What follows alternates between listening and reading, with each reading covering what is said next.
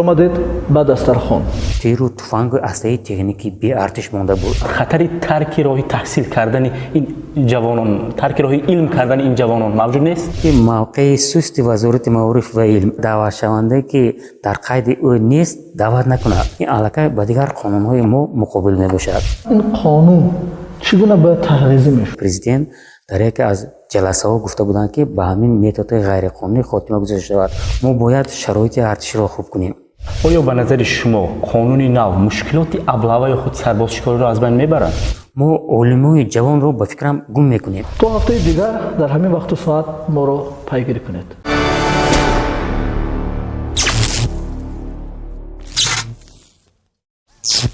салом алейкум, бо шумо ҷамшеди Маъруф. хуш омадед ба Дастархон. маъмулан дар рӯи Дастархон таом мехӯрам, вале дар як вақт бисёре аз масъалаҳои муҳим ва суҳбатҳои хос маҳз сари Дастархон сурат мегирад. Дастархон аз аввалин подкастҳои тоҷикӣ дар Тоҷикистон аст ки дар он ҳама чиз ва барои ҳамагон ба баҳсу баррасӣ кашида мешавад. фасли аввали подкасти мо доир ба сабаби омилҳои сарбозшикорӣ ё облаваи ҷавонон ба хизмати ҳарбӣ бахшида шуда, дар он ману Ҷаҳонгир Мирсалимов онро ба баҳсу баррасӣ мекашем. ва дар меҳмонии имрӯзи Дастархон Музаффар Бобоҷонов, раиси иттифоқи волидайни сарбозон коршиноси ҳарбӣ ҳузур доранд. устодро ба барнома хуш омадед мегӯем. раҳмат. ассалому алейкум. раҳмат. суоли аввалини мо ин аст ки сабаби саркашии ҷавонони синни даъват аз адои хидмати ҳарбӣ дар чист? чаро бархе аз онҳо намехоҳанд хидмат бикунанд? дар он ба назари шумо дар ин ҷо чӣ сабаби омилҳо вуҷуд дорад? саркашӣ намудан якчанд омилҳо дорад. якум обрӯи эҳтироми артиш нисбат ба ҳамон артише ки дар вақти иттиҳоди шӯравӣ доштем, яке аз бузургтарин артишҳо буд, паст шуд. дуюм мо корҳои ҳарбӣ ватандӯстиро суст ба роҳ монда истодем. худи як чизро дар назар гирифтан даркор ки дар вақти иттиҳоди шӯравӣ дар мактабҳо дарсҳои дифоъ бисёртар гузарон дошта. баъд аз гузарондани дарсҳо баъди синфи 10 ё 11 онҳо 10 рӯза ҷамоати ҳарбӣ мегузаштанд. ин ҳам як намуди омода намуди ҷавонон ба хизмати ҳарбӣ буд. дуюм масъала Тоҷикистон нисбат агар дигар давлатҳои пошхӯрдаи иттиҳоди шӯравӣ ба назар гирем, ягона давлате ки бе ягон тиру туфангу аслаи техникӣ беартиш монда буд. мо умуман ҳеч надоштем, ҳама инро аз сифр, аз нол сар кардем. ва албатта артиши мо аз ҳама ҷавон ва ба хатогиҳо ҳам дар ин ҷо роҳ дода шуда буд.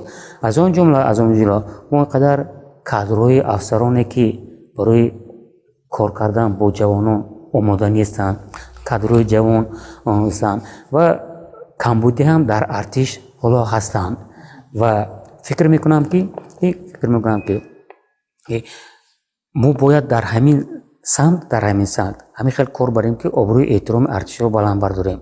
бештар масалан агар ин ҷои ханданест, лекин ҳақиқатан ҳам буд, агар хизмат накарда бошад, фикр мекардам ки духтарашро шавар тиҳад ё не. ҳозир бошад ин кор тамоман аз байн баръакс шуду аз байн рафт. ва фикр мекунам ки мо бояд аввал корҳои ҳарбӣ ватандӯстиро пурзӯр намоем, аз мактаб сар кард. ҳамон ҷамоатҳои 10 рӯзе ки буд, ҳамонро аз нав барқарор кунем. аз он ҷумла ранги ҳозира дар як ҳафта 2 соат ақаллан бояд 4 соат дарсҳои омодагии дифоъ гузаранд ва ҳамкориро бо мақомотҳои иҷроии ҳукумати давлатӣ, бо комиссарияти ҳарбӣ оиди омода намони ҷавон бояд пурзер наморем. ҳозир ҳамин масъала ҳамкорӣ аз байн рафта истодааст. бештар масалан дар комиссарияти ҳарбӣ ҳамчун шахсе ки ёки масъуле ки бо онҳо ҳамроҳ шуда кор карданро халқ медида бошад, ҳозир ба чашми онҳо комиссарияти ҳарбӣ ҳамчун як мақомоти ҷазодиҳанда бар ин шуда истодааст. агар ба фикрам ҳамин масъалаҳо мо ҳал карда тонем, он вақт ҳамин масъалаи саркашӣ намудани масъалаи бояд аз байн бардошта шавад. имсол дар Тоҷикистон қонуни нав дар бораи ӯҳдадории ҳарбӣ ва хизмати ҳарбӣ қабул шуд. оё ба назари шумо қонуни нав мушкилоти аблаваи худ сарбозшикориро аз байн мебарад? ба фикри ман не. барои чӣ? барои он ки ягон модда ё ягон нуқтае ки ягон стратегия наве ки бояд ҳамин ин методи ғайриқонунии даъват яъне облаваро аз байн бардорад дар қонуни нав нест. барои чӣ? барои ин ки мо одат кардем ки агар ҳамин масъаларо ягон роҳбари калон аз боло ҳамин масъаларо аҳамият надиҳад, мо ҳамина ба тарзи худ гузошта мерем. соли 14 ҷаноби олии президент дар яке аз ҷаласаҳо гуфта буданд ки ба ҳамин методҳои ғайриқонунӣ хотима гузошта шавад. баъд ин масъалаи ҳамин облава кам шуд, лекин ҳам 2-3 соли охир боз қайд шуда истааст. ба фикри ман яке аз мо ҳамина пешниҳод кардем ки яке аз омилҳои аз байн бардоштани облава ин буд ки ба комиссариати ҳарбӣ манъ карда шавад ки вай даъватшавандаe ки дар қайди ӯ нест даъват накунад. барои чӣ? барои ин ки агар вай ҳамина даъват накунад, ҳисоб кунед як 50% облава аз байн бардошта мешавад. ин як. дуюмаш, вақте ки вай даъватшаванда ки дар қайди ӯ нест, дар комиссияти ҳарбӣ парвандаи шахсии ӯ нест, ягон маълумот дар бораи вазъи саломатӣ, дар бораи сеҳати саломатии ин ҷавон дар комиссияи ҳарбӣ нест, ӯро кӯркӯрона даъват мекунад, ин ба хатогиҳо оварда мерасонад. ва фикр мекунам ки агар ҳамин масъала дар ҳамин қонун ақс мешуд яки нишон дода мешуд, ба фикри ман ҳамин масъалаи облава аз байн бардошт мешуд. боз мо ҳам баргашта омада истем ки барои ин ки ҳамин облава аз байн бардошт шавад, мо бояд шароити артиширо хуб кунем. албатта агар мо муқоиса кунем чие ки масалан 10 сол пеш 15 сол пеш мо бисёр пеш рафтем масъалаи шароит дар артиш, лекин ба фикри ман ҳоло ҳам ин кифоя нест. хуб, ба таъхир гузоштани муҳлати даъват бинобар таҳсил дар қонуни нав чӣ тавр ба роҳ монда шудааст? мутобиқи қонуни нави хизмати ҳарбӣ минбаъд онҳое ки дар шӯъбаҳои гуфтам мумкин аст ки магистратура ва докторантура таҳсил мекунанд ба хизмати ҳарбӣ низ ҷалб карда мешаванд. мехостем дар ин бора назари шуморо фаҳмида бошем. умуман дар қонун як-ду пешниҳоди назм оварда шудааст ки масъалаи ба таъхир андохтани муҳлати даъват вобаста ба таҳсилот. якумаш, пештар агар дар қонуни кӯҳна гуфта шуда буд ки шаҳрвандоне ки дар мактабҳои касбии махсус чихе ки мо испиту мекунем ёки коллеҷ мехонданд, онҳо бояд даъват нашаванд, лекин то тамом кардан, лекин на синни солашон бояд 21 калон сол.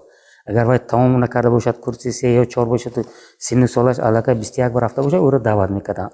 ҳоло дар қонун таъкид карда шудааст ки то ба итмом расондани таҳсил вай фарқ надорад 21, 22, 23, аз он ҷона таъкид карда шудааст ки ё дар мактабҳои миёнавия синни солашон фарқ надорад, бояд то тамом кардани ҳамин таҳсилоти худ бояд муҳлати даъвати онҳо ба таъхир гузошта шавад.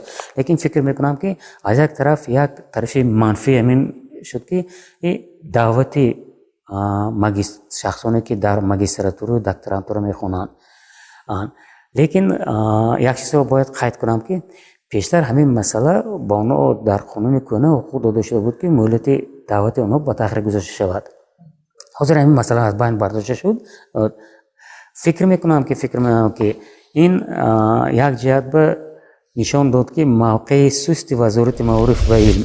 барои чӣ? барои ин ки ҳар як лоиҳаи қонун пеш аз ба имзо расиданаш ва барои тасдиқ пешниҳод шудан ва дар ҳамин вазоратҳо бояд мувофиқа карда мешуд. ман боварӣ дорам ки дар Вазорати маориф ва илми Тоҷикистон ҳамин лоиҳаи қонун пешниҳод шуд, лекин онҳо мавқеи худро муҳофизат карда натонистанд. ин мавқеи сусти онҳоро якон мешавад. дуюм як чизро қайд карда ҳастам ки ҳақиқатан ман бо як масъули Вазорати мудофиа ҳамин масъала бисёр баҳс карда будам ки он мегӯяд ки қариб ҳамаашон фақат барои аз артиш саркашӣ намудан озод шудан ба вай меранд. лекин ман бо ҳамин розӣ набудам. Ман фикр мекардам ки 90%шон барои илм шуда ҳамҷа меранд, барои ин ки кори илм машғул шаванд. лекин баъди ба имзо расидани ҳамин қонун 2 феврал моҳи феврал март ҳамин 2 моҳ ҳар моҳ зиёда аз 200 кас масъалаи ҳамин ёрии ҳуқуқи ройгон ба телефонҳои мо занг мезаданд. мо 2 телефон дорем 93 33 1703 ва 93 33 1803. ҳамин худи ба ман бар ҳамин моҳи феврал март ҳар як моҳ ба ҳам феврал ҳам март ба зиёда аз 200 кас занг зада ба ин масъала масъалаи ҳуқуқи ройгон гирифта. аз ин ними зиёдашон ҳамин шахсоне ки дар магистратура мехонанд. вақте ки ҳисоб кунед ки дар ҳамин 2 моҳ ман моҳи феврал ба зиёда аз 100 кас, моҳи март ба зиёда аз 100 кас ки тем суҳбат карда бошам, боз як бори дигар боварӣ ҳосил кардам ки қариб 50% онҳо мумкин ки ягона мақсад ин саркашӣ намудан аз хизмати ҳарбӣ буд.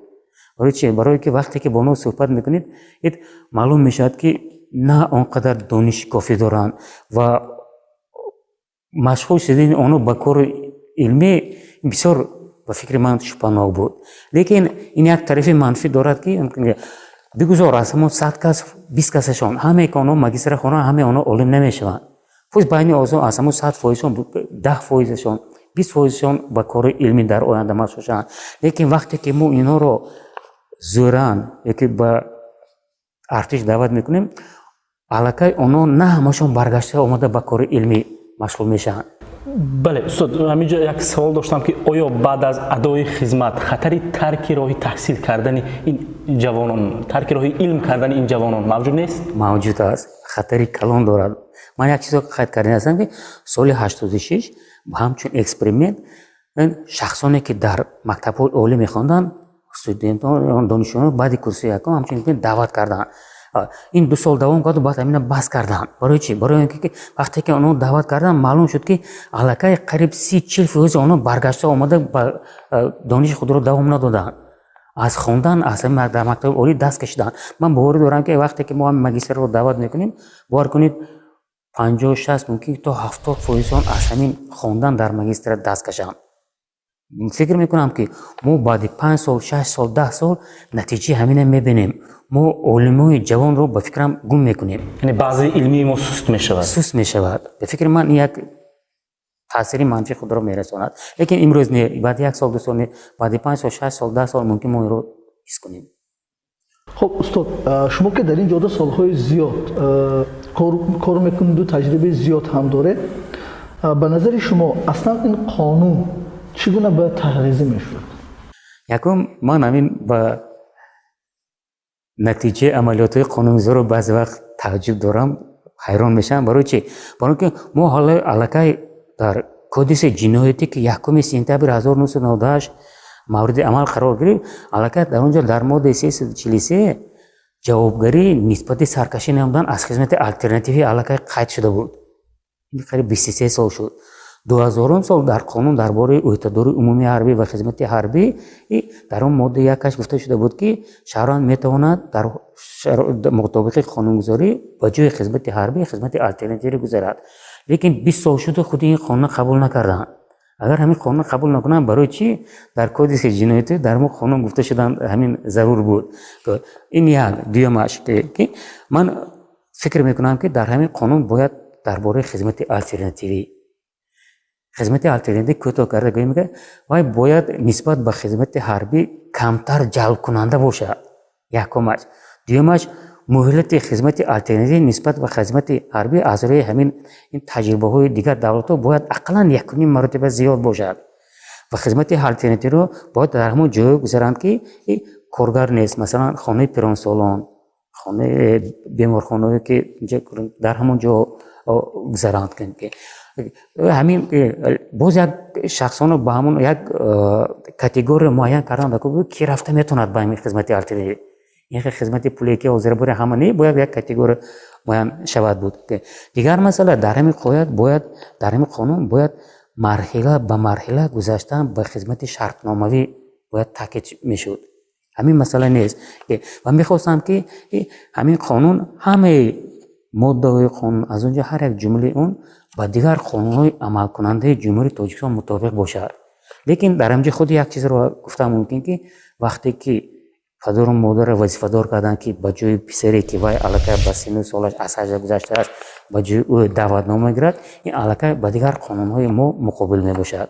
فکر میکنم که این یک دیمش باید همین قانون وقتی که کارکرد میکردن باید نمایندگان جامعه شهروندی، نماینده تشکیلات جمعیتی که در همین سمت کار میبرند باید آنها رو تکلیف میکردن.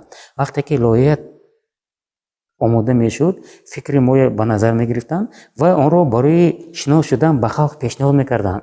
همون در سایت وزارت مدافع هیچ گام نه، 1 ماه 2 ماه میستاد، هر یک شهروند خونده فکر و ملاحظه خود رو میگو. من فکر میکردم در این صورت қонун ғайр идеалӣ набошад, агар аллакай ба ҳамаи самтҳои талабот ҷавобгӯ мешуд. ҳоло ин хеле афсӯс ки хеле. хуб, ташаккури зиёд устод барои суҳбати бисёр пурмуҳтаво.